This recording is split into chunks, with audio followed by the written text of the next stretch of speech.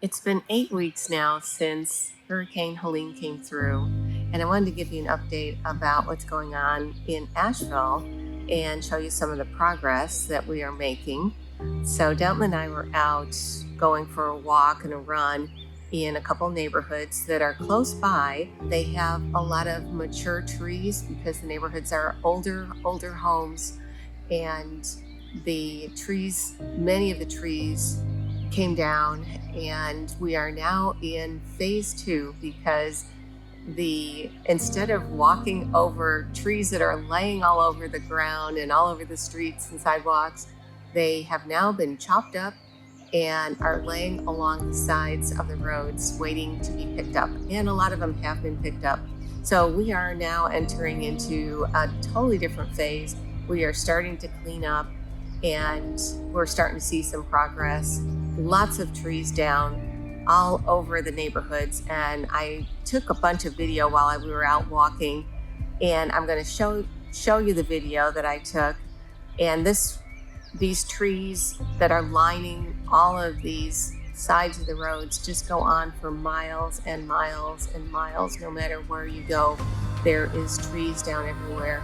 That's one of the things about this particular storm that was kind of astounding, because in my travels over the last few weeks, I've been about 50 miles east of Asheville and saw major destruction was in Marion and Old Fort this last week.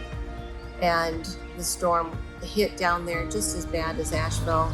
I was west of Asheville, up in Waynesville area, and saw so much destruction and trees down, flooding down that way. And that's about 50 miles west of Asheville. I've been down south to Horseshoe and past Hendersonville and saw roads being washed out, tons of trees down, landslides, and just a lot of apple trees that were pushed over and bridges that were out, even down that far south.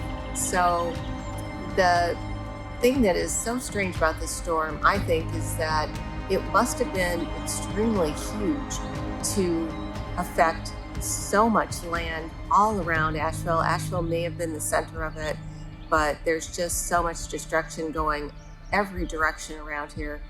And Asheville is starting to clean up. I think a lot of the small towns that are around here are not getting the attention and probably are not getting cleaned up quite as fast, but I think they are getting cleaned up to some degree.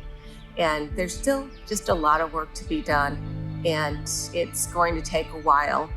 But when you see all the trees down and hear the numbers of trees that have come down, you'd think there'd be no trees left here, but there actually is, and nature will reclaim itself.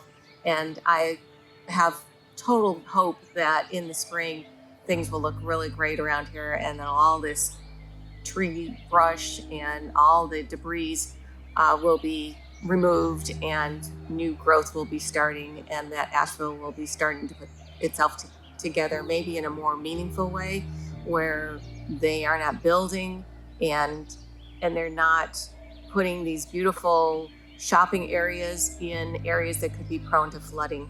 So maybe some of that will be brought up, and maybe when they start to rebuild, they'll give us more green spaces in those kind of areas where they are prone to flooding, and build up on a higher elevation. And then we had so many mudslides, and we do have ordinances that keep people from building on the sides of the mountains, but probably not as good as what it needs to be, because there were so many homes that were washed away due to landslides. So maybe they'll be thinking about that when they start doing a lot of the new repairs and the new construction and rebuilding some of this, that maybe they'll be more thoughtful, and maybe it'll be even better than it was before. I hope so.